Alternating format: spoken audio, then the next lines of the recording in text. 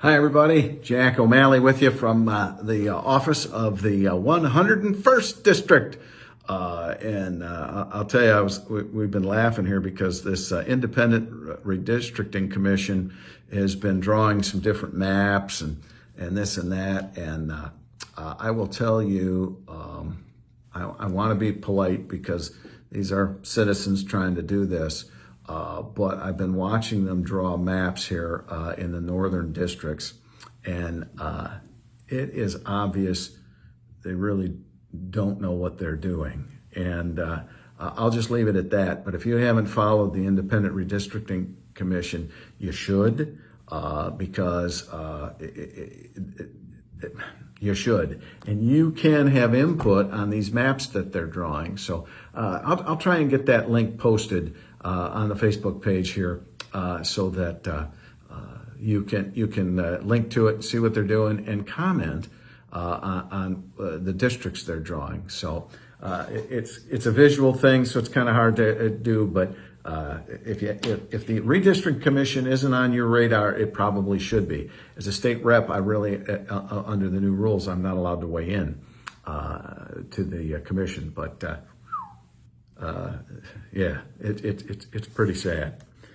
Hopefully they get it right in the end, but right now, don't look good. All right, some things. Let's talk budget. The governor, if you go back to a year and a half ago, 2 years ago, when the governor line itemed 147 items out of the budget, last year, there wasn't a whole lot of budget issue because we were just scrambling with COVID. This year, one of the problems is with all this extra federal money, how to make it all work. So today, the governor, she vetoed a couple of things here and there, but overall, she went with the budget that passed out of the House and the Senate. A couple of areas that I think are important is we had put into the budget several key things about COVID and the response and masks and vaccines and things like that. And there was a lot of people that assumed she was going to just line item a lot of this stuff, or because they were boilerplate, just not allow them, rule them unenforceable. But it was a mixed kind of bag. I'll run through some of the highlights.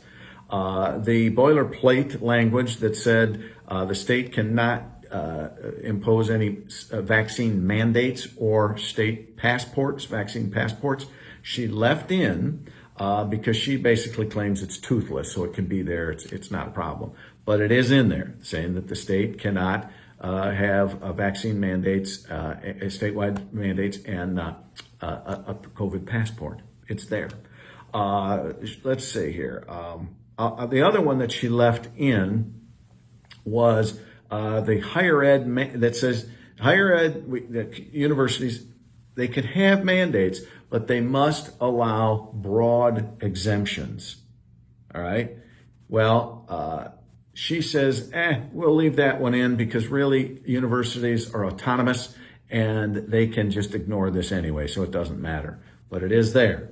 Now, it'll be interesting to see how many universities who have been demanding mandates now will say, okay, we'll allow broad exemptions. Pardon me.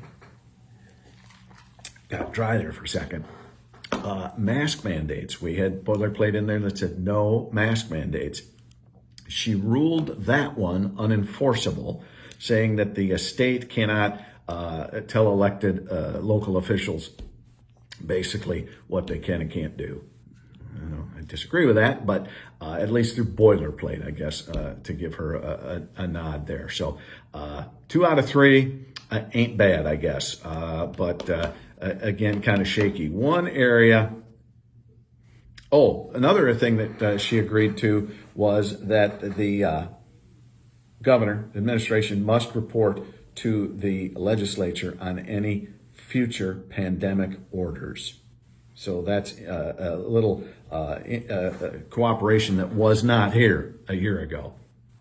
But she left that in too. One area that she vetoed, I think it was about $16 million, really kind of bothers me. She referred to it as we were pursuing an anti-abortion political agenda. And I call BS on that because basically what she vetoed was money to pregnancy care centers.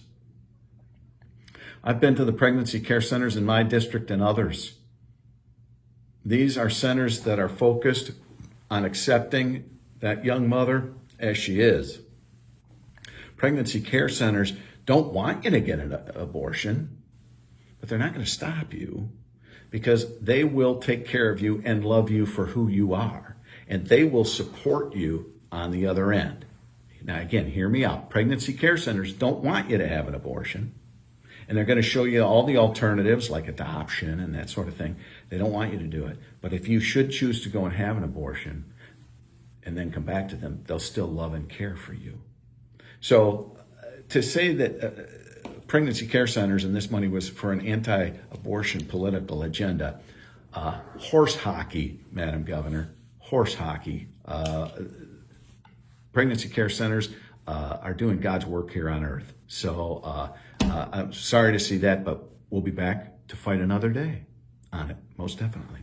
All right, some other things going on here. Again, want to keep things rolling. Yesterday we had a press conference. Our Oversight Committee is working on, right now it's 6 or 7 bills that would reform much of the unemployment insurance agency. Like creating an independent citizens advocate to hold accountable UIA so that people have somebody to go to other than UIA to when there's complaints. It would limit UIA to a 1-year window to claw back any money that they may have inadvertently given to people. It's not your fault. So they can't wait 2-3 years to then say, oh, by the way, we made a mistake, give me 10 grand back. What?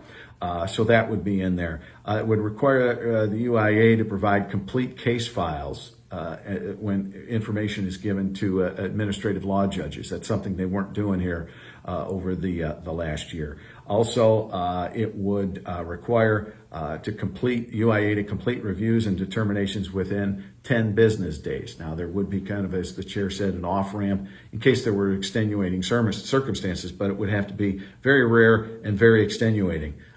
So we are taking all the issues that we've been dealing with for a year, going from problems to solutions. And I think that's important. And I want you to know that we're doing that. Now, will they all get signed by the governor on the road? I don't know. But what we are trying to do is draw attention to the problems of the unemployment insurance agency and fix them. So, I know people get frustrated. What are you going to do about it? This is what we're doing about it. We're attempting to create good policy that will help reform an agency that can't get out of its own way. All right? So just so know that's out there. Then I want to talk about this, and this is a touchy issue because I know when I bring this up, there's going to people tops of their heads are going to blow right off. But hear me out.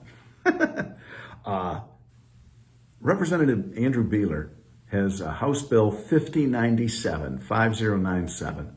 You need to go look at it. We had testimony on it a week ago, and we voted it out of the Education Committee this week, and I voted yes. And what this bill does is it says you can't discriminate by race or gender in the classroom when teaching. Now, there is a group out there, and I don't want to use the words because it gets, like I said, people's tops of heads blow off. But there's people out there that say just because of who you are now an oppressor. For example, we're in the committee, and this woman is up there testifying, and she is saying that basically all white men are oppressors. And Madam Chair, I want to speak. Rep. O'Malley, what? So you're saying, ma'am, that I, Jack O'Malley, an oppressor because I'm a white male? Well, no. Answer the question. Am I an oppressor? Me? Well, yes, you are, because you're a white male. Calling horse hockey. So here, if you hear about people ripping apart Representative Beeler's bill 5097, I think Rep. Beeler's bill is one of the most genuine, sweet, right ideas I have ever heard or seen. It is Martin Luther King's judge a man or a person by the content of their character, not the color of their skin. Rep. Beeler, his bill basically says this: You may not teach that all individuals comprising a racial or ethnic group or gender hold a collective quality or belief. That individuals act in a certain way or hold certain opinions because of their race or gender. Just because I'm a white guy means I think this. That individuals are born racist or sexist by accident of their race or gender. The individual bears collective guilt for historical wrongs committed by their race or gender. You can't, his bill is saying you can't teach that. Now, the comeback is, well, people need to know that there was racism and segregation and slavery. Hell yes, people need to know that. I was a child of the 60s, and guess what? I learned that there was slavery.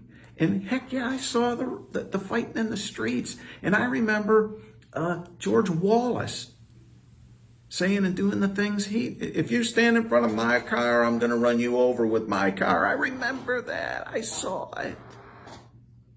That doesn't mean we can't have changed. We can't learn. We haven't, we've tried. We've come a long way, baby, as the old cigarette commercial used to say. So now to come back and say that because I'm a white guy, I'm automatically a racist and an oppressor? No. And that's to say just because, I don't think that because you're black or brown or yellow, that you are automatically this. I don't. I judge a person by who they are because I know some real horses patoots that are white and black. And I know sweet, caring individuals who are of all races. So Rep. Beeler's bill basically says, look, you can't teach that just because you're white or black, you're this or that. It covers all bases. If anybody can find wording in this bill that really is objectionable, I want to hear it. We are all individuals. We are all made in the image and likeness, and we should be all judging an individual by their personal character, not the color of their skin, not their gender, not their nationality. And this is one of the best bills I've ever seen like that. This is one of the sweetest, kindest, nicest, right-on bills that I've seen in my life. So it's House Bill 5097. I voted heck yes on that bill. I will vote yes if it makes it to the floor, which I hope it does, and I will stand by it. So just some of the things that have been happening this week. Kind of quiet, huh? I'm out of here. Have a great week. We're still in there fighting and staying on top of things. So I'll tell you more about what's going on in Lansing and the district next week. Take care. Enjoy this great fall weather.